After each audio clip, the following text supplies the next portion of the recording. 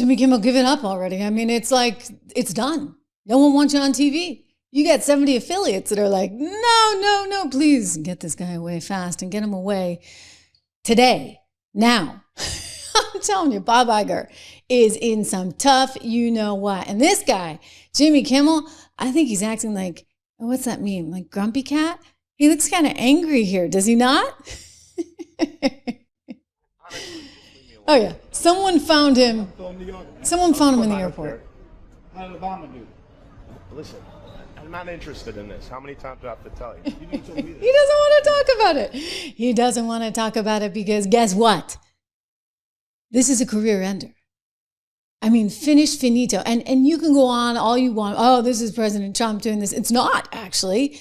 It's the affiliates. Because the affiliates are like, gee, we have a lot of people here in some pretty big markets, including, we're talking markets like DC. We're talking markets like Philadelphia that don't actually align with Jimmy's school of thought.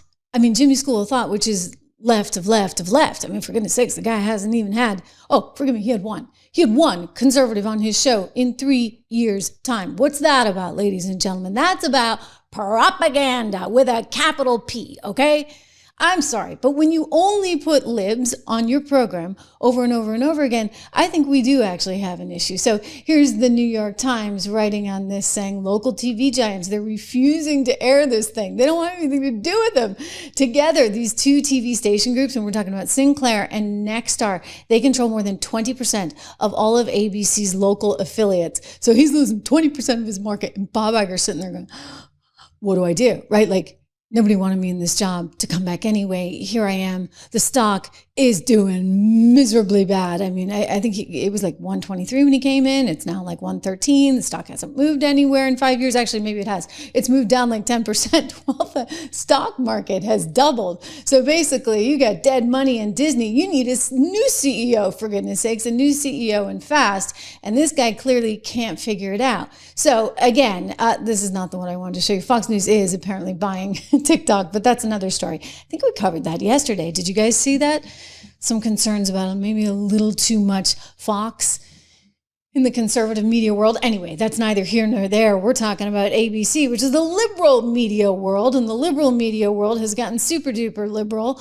I do want to touch on what's going on at the UN. We're going to get to that in a second. But first, back to poor Jimmy, because even People magazine is saying, you know, this is sort of atrocious. I mean, Jimmy Kimmel had an opportunity to go on and apologize to Charlie Kirk's family. I mean, it might be kind of a nice thing to do.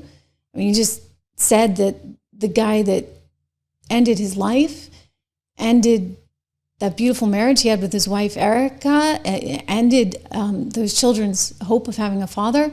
You were asked to apologize because you said that the guy who did all that was actually a MAGA person, which you knew wasn't true.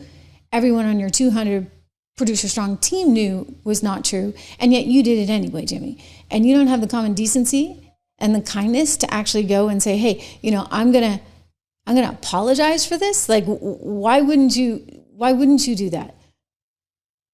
Because you're kind of, I don't know, maybe a bad person. Maybe you actually believe all this propaganda that you're selling. You know, Johnny Carson actually said this, and I played this on my shorts clip over the weekend. Johnny Carson talked about how he never went down that road. He did this interview in the 1980s with 60 Minutes. I think it was with Mike Wallace. And he was like, you know, why would I do that? I'm an entertainer. I don't need to get into that because at that point, like, I'm really trying to sway people in a political way. And that's not my job. My job is to make them laugh. Well, Jimmy apparently saw it as his job because 3 whole years and only one conservative guest. And that guest was none other than James Woods. And he's tweeted about this. And he's like, oh, I had to be super careful. And there are all these restrictions and this, that, and the other. Give me a break. You know, we don't need it. Half the country doesn't want to watch it. And by the way, your ratings have sucked, okay, for 10 years. Look at this in the last decade. And granted, part of this is that everybody's coming over here, right? Like this is where it's at over in streaming land at YouTube. I hope that you're subscribed, that you're sharing, that you're commenting, all that stuff. I can't actually read your comments in real time. So careful, careful. But look at this. You know, he's lost 72% of his viewers in the key demos. So these ratings were a disaster. You know, if I'm Disney, I want them gone anyway. Who the heck needs a 200-person produced show on it at an hour that nobody watches. And by the way, it's not like the clips go viral or anything. Why? Oh, because they're stuck in the dark ages where if I were to even run a clip without proper permission and, you know, some kind of contract signed, guess what? I can't even run it. I can't run it because I'm going to get hit with a bunch of copyright dings by these morons who, if they knew any better, they would say, Trish Regan and everyone else, please run our material all day long. Run our material because we actually still want to be relevant. But they don't understand the new world in which they live. They don't understand the fact that they have all become dinosaurs overnight. I'll tell you who understands. One, President Donald J. Trump. I heard you don't like the grounds for losing a broadcast license. Well, I think when a network is dishonest, certainly if they are dishonest because they give you 97% bad publicity or whatever it is, some ridiculous number, yeah, I would say that would be grounds. Yeah. Just a little, you know. So before everybody flips out, oh, this is free speech, I just want to remind you of a distinction. We've been going through this over the last couple of days, but I think it's important to just say it again.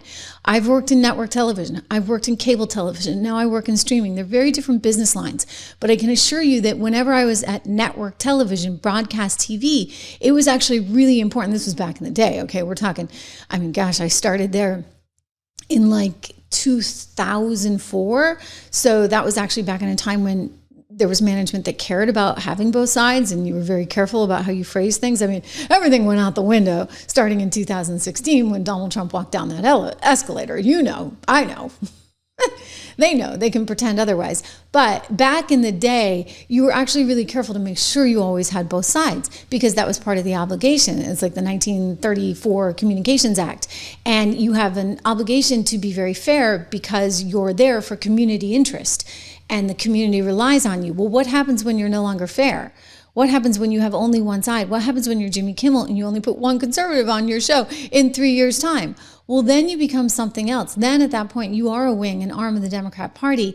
And that's where I believe the FCC has some room to run. I mean, if Jimmy wants to do this show over on MSNBC, be our guest, right? You know, hey, Jimmy, you can go do that all day long and you're fine. Just like Greg Gutfeld has his show on Fox and it has a conservative bent, right? He can do that. Totally fine to do because it is cable television. But when you're talking about public airwaves, it's a different kind of thing. Donald Trump has brought this up over and over again with this idea that you have to have some public good.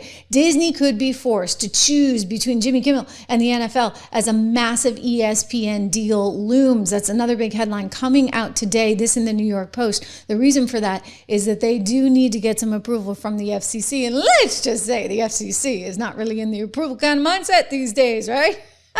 You know, the FCC has a whole lot of power and they don't seem afraid to be able to use it, which I think could actually result in one Bob Iger possibly losing his job.